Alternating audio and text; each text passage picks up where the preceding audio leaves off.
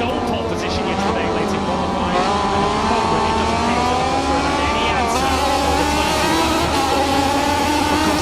will head to Sepang in 2 weeks' time. 63 points for the championship with just 75 left on the table. As Ogura leaves massive black lines on the tarmac, doesn't he? He backs it in again down into turn 3. It's just a shame that Ogura didn't qualify well, because imagine the spectacular show he'd be giving at the front of this Grand Prix. He has clearly had podium pace here in Buriram.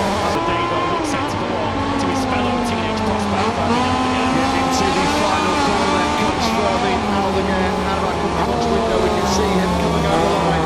He'll part the big stand-up wheelie, perfect way to celebrate a runaway victory here in the Grand Prix of Thailand in Moto2. He wins by nearly 3.5 seconds. Phenomenal Fermin here, and listen to the roar over the line. Somkiat Chantra takes a fairy tale home podium. We're racing in Moto2. Connect on, actually been a little bit too eager there from fourth place, but we'll keep a close eye on that one. I don't know if he did, maybe, by our whisker jumpstart. Aldeguer though gets to a superb pole position, immediately followed by Pedro across to the 37th. Marcus Romero was away really well from the back of that second row. Reveals the American race machine at the third.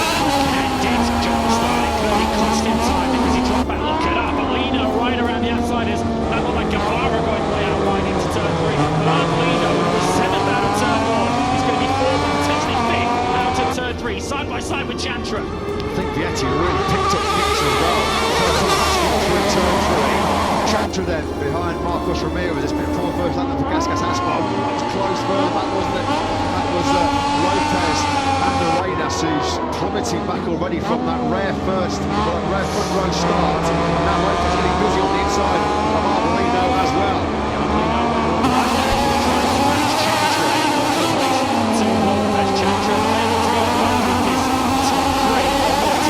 Ramirez unable to keep pace at the moment with Aldeguer and Acosta. What we've seen in practice all this weekend is we'd expect the victory to be between those two, as now Connect comes through. Arbolino is back to 7th now. Roberto saw it as our first ball of this Grand Prix. Down turn 5, team and what's been done, trudging through the gravel track was already Aldeguer and Acosta. The streaking clear here. Here comes Lopez with a real strong first lap. He fires the Mosca scorer on the inside of Chantra in the final corner. He gets in hot though on the cutback. Chantra just sweeps to the tight inside line. Aldeguer leads at the end of the lap. Acosta in second place. Ramirez in third. Seen a bit of that on first laps over the years from Lopez. He likes to be aggressive early on, sometimes quite keep it. He's in the other side. Connect wide from the long lap penalties. And just as he's on the line, he clearly did jump the stop. Didn't think just out the top of my vision. Let's see the eye is still working. Might need glasses, but yeah, Connect then. I just thought he had moved. Just thought he moved ever so slightly before his lights out. He's been busted there with a double long lap penalty. So Connect did jump the start. He's at the moment at the end of the lap in 6th place. He'll get that message now on his dashboard. So Arbolino will be a little bit relieved, but he won't have to be aggressive and take the risk of finding himself back through on the Spaniard, because Connect now will be getting that message. Double long lap penalty then, and that's going to put a massive dent in his hopes of finally winning the Moto2 Grand Prix here today.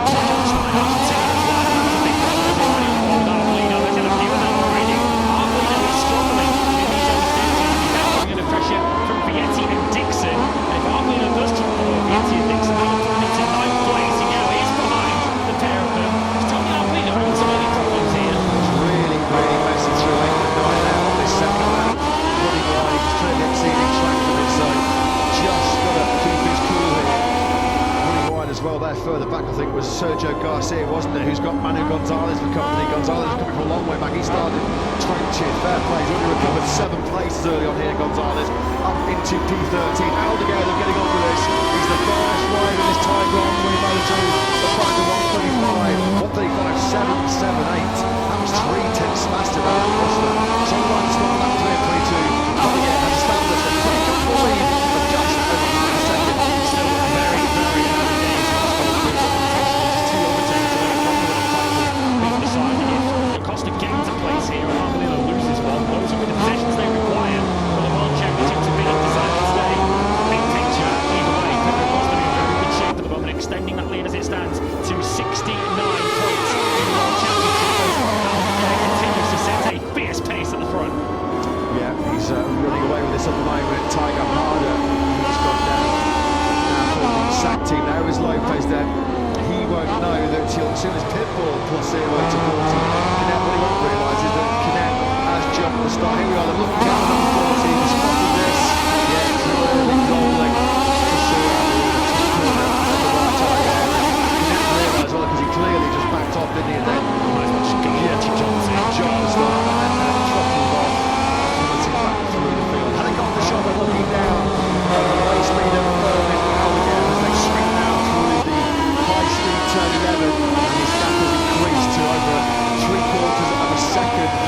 just this third lap of this Thai Grand Prix. Into turn 12, the heavy and hard braking zone go Lopez, Binet, Vietti and Dixon. Aldeguer though, 35-7, again, successive laps, the only rider in the 135. We lost Joe Roberts, the Californian, the Italian racing machine.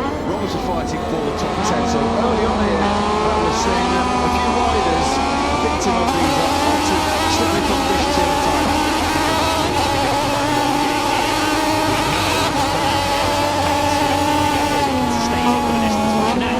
He does have a one-lap penalty or double lap penalty in his mind. He's not showing it because he's going on the attack still, trying to make a break through on Moto2. I can understand to a certain extent, because he wants to try and get as far off the road as he can to limit the damage of the penalty before he's racing the back of the this race, not really a part of. Yeah, and he's being picked off here, isn't he, by Vietti? Is he going to come in now then for the first of the 2 long laps he has to circuit? It certainly is. So in he goes, he just about stops it, although there's definitely flirting there with the edge of that. Looking out that box window as he comes through, turn back to a long lap penalty here. He's going to drop in, isn't he, just ahead.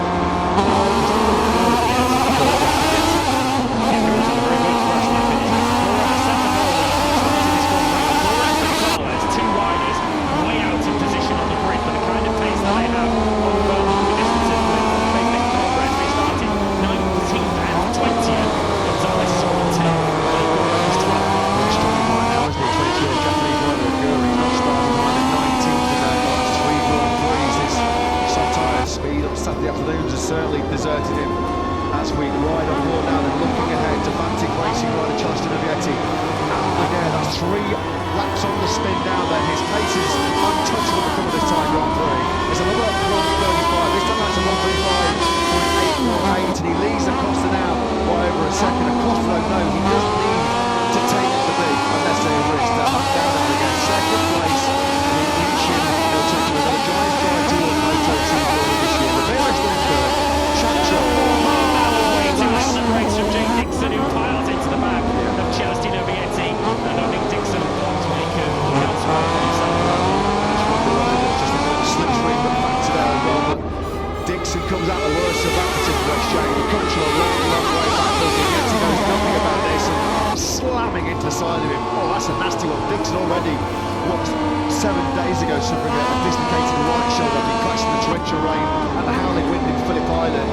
He goes, and at this point, Dixon knows he's in bother. Dixon knows he's in trouble. He just clatters into the side. And poor Celestino Vietti was one of the victims of Cover's over-aggression on Indian Grand Prix in the first corner. In fact, Vietti's crashed immediately after. Window turn 4, so he only made it one further corner. He went down himself. I suspect some damage to the transit, which is why he had to crash. And the very next corner. He would have then put the FIA stewards looking at that incident when Dixon may well have a hand-go penalty going into Malaysia in a couple of weeks' time. Chantra shows Ramirez's front wheel into the hard braking zone for turn 12. Out of our commentary box window, the Thai fans are on their feet. They're roaring and egging on Chantra as he moves side by side with Ramirez. Not going to be close to the striker in the braking zone. Somkiat Chantra, of course, desperately wants a home podium. Marcos Ramirez has never had one in Moto2, but surely Chantra will take this one fairly surely as he now pulls out of the slick stream alongside the 24 and draws one side on the inside line now to turn number 3. Get ready for this year as Chantra takes the podium position. Up into P3 he goes, can't wait to see him come through his Chantra grandstand at turn 11. They're going to be going absolutely ballistic here in Buriram, aren't they? Listen to the roar from the Thai fans. Just another arrow, he has completed the second of his 2 long lap penalties for the jump start.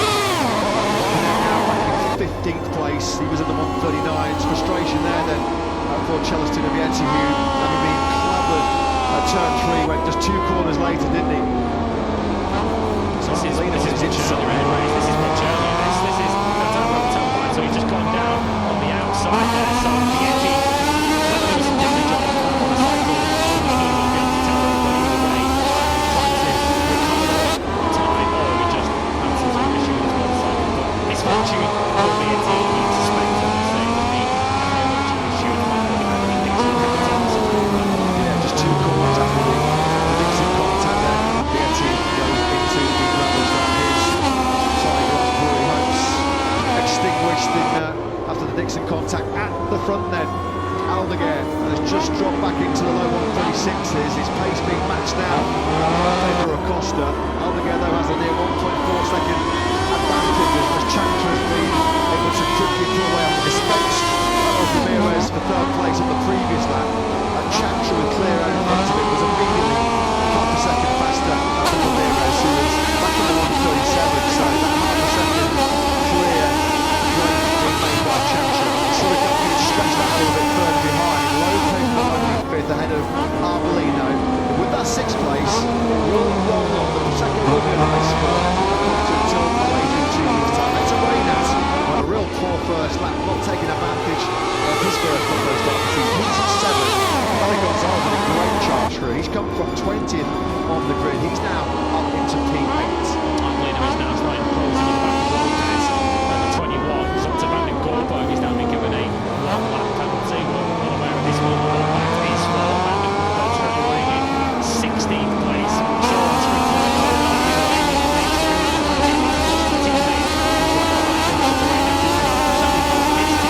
Van den Gorberg's one lap penalty is for irresponsible riding, so it's moving to elsewhere in the opening 7 laps of this Moto2 race. Van den Gorberg has been deemed responsible for. Crash out, so whether he's involved in some incident with either of those two, what's not up for debate or any question is the fact that, as you can see on the screens, Van den Gorberg had a long lap penalty for irresponsible riding. It's another low 1:36 from Aldeguer, which just sneaks his lead out to nearly 1.6 seconds. That has got really good pace at this stage of the Grand Prix. Just after pitching out coming to the first corner, Pedro Gonzalez, his best lap of this time, 1:36.712. He's now starting to make big inroads towards the race. There he is on the 18th line.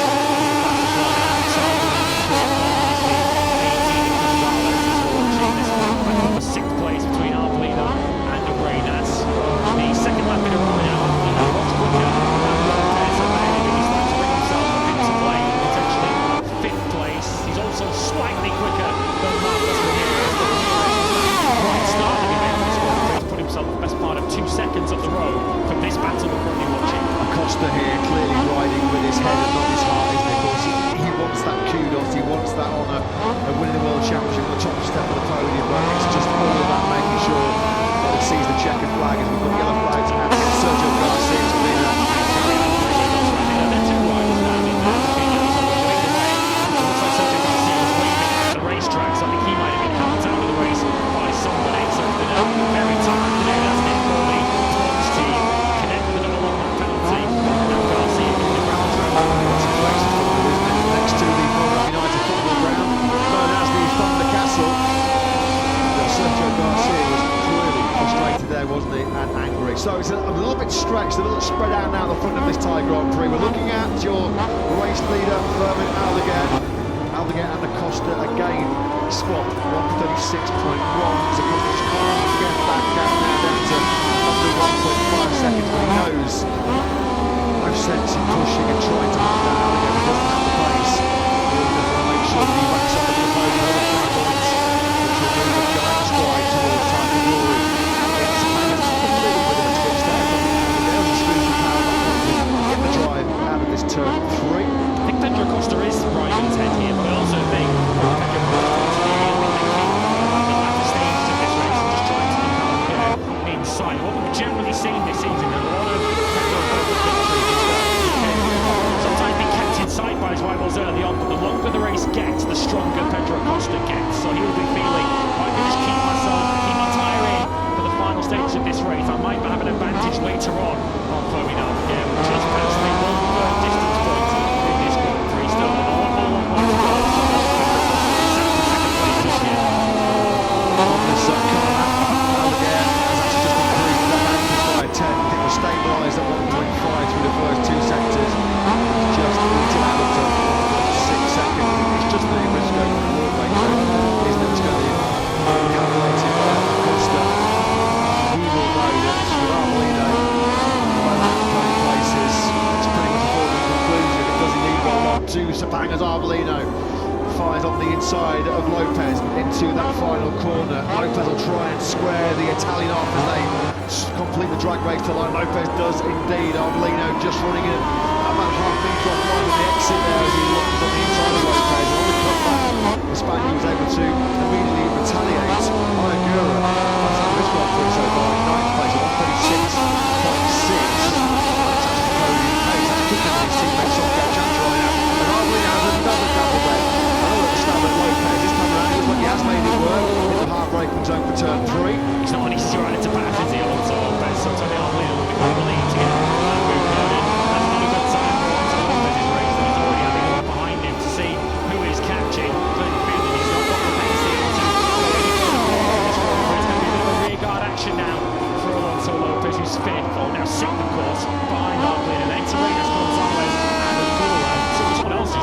stunning job, a really good job. As Conqueror, who's running in 10th place at the moment. That is by far the best we've seen from him in a dry Grand Prix. He's set up a place in 6th. Talk about how fast Ogura's going. Ogura's going just as quick. Yeah, best Moto2 qualifying yesterday. Q2 17th place, the reigning Moto3 world champion started on this 22-lap time battle. As Ai Ogura picks his way through the high speed turn 11. And he is now starting to make a potentially crucial break here. He's stretched the Costa. He's asking questions of the man who could be world, who should be world champion this season. The Advantage now is up to over 2 seconds as Lopez went barrel rolling in there, hard in the front end of that Scorching into turn 1. So Ai Ogura 136.1 on that lap 10, Acosta 136.5, and 4/10 of a second Ai Ogura found on that lap 10. Was that the key lap then on this Grand Prix? As Ai Ogura charges towards just his second victory in Moto2. Only 4 of the riders in the 46ers full stop, and that's effectively 36 forward, but he's very good on the brakes, and he's sideways again. He's somehow going to try and get that stop, so he'll be able to cut it back now. Right, apex out of turn 3. The off-road Marcus Ramirez, a smidge of a Motocross accident pre-season that pretty much destroyed his world title hopes before we even turned the real anger. Real serious, potentially career-threatening left wrist injury. Saw Ogura miss a big chunk of the first part of the season. Here he goes again, back in the Calais chassis into turn 5. Double engineers must be nothing left of their fingernails right now as they can see Ogura. Look how quickly, having gone through Ramirez, he's able to check out maybe another 3 or 4 laps. He might have had something later here. But just going to run out of laps though, isn't it, Ogura? But a stunning charge from row 7 into the top 5. He's going to see fourth place and probably something hugely dramatic for the Ai Ogura as well as taking the lead in this Grand Prix. 1 lap away from an astonishing victory. As good as this Silverstone win was, I think this would be even more impressive from Ai Ogura on a weekend that proved with practice looked like it had Pedro Acosta's name on it. He was by far and away the strongest rider through Friday morning and Friday afternoon. Ai Ogura was set to turn the tables on him. He stole pole position yesterday late in qualifying, and at the moment it doesn't feel as if Acosta has any answer for the 22 laps of the Acosta will head to some magnitude time, 63 points to the championship with just 75 left on the table as Ogura leaves massive black lines on the tarmac, doesn't he? He backs it in again down into turn 3. It's just a shame that Ogura didn't qualify well, because imagine the spectacular show he'd be giving at the front of this Grand Prix. He has clearly had podium pace here in Buriram. As we follow through turn 7, your runaway victor Ai Ogura, but this young man Pedro Acosta is taking another huge leap towards what he came for in 2023, the Moto2 World Championship. 13th podium potentially away for Pedro Acosta in his normal lead. He was hoping for winning the bigger picture, which is what he's thought about on many occasions this season. This is a very useful result for Pedro Acosta. The day though looks set to belong to his fellow teenage prospect Ai Ogura. Into the final corner then comes Ai Ogura out of our watch window. We can see him coming over the line. He'll part the big stand-up wheelie, perfect way to celebrate a runaway victory here in the Grand Prix of Thailand in Moto2. He wins by nearly 3.5 seconds. Phenomenal for me here. And listen to the roar over the line. Somkiat Chantra takes a fairy tale home podium in front of his ecstatic. He's